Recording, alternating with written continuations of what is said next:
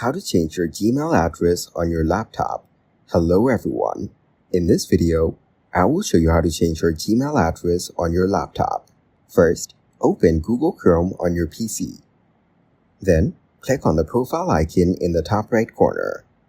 After that, click on Manage your Google account. Now, click on Personal Info from the left side menu. Then scroll down and click on your email.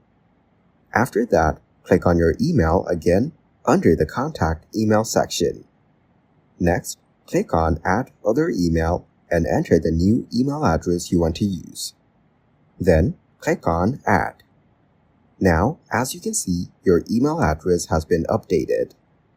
Thank you guys for watching this video. Hope you got some value.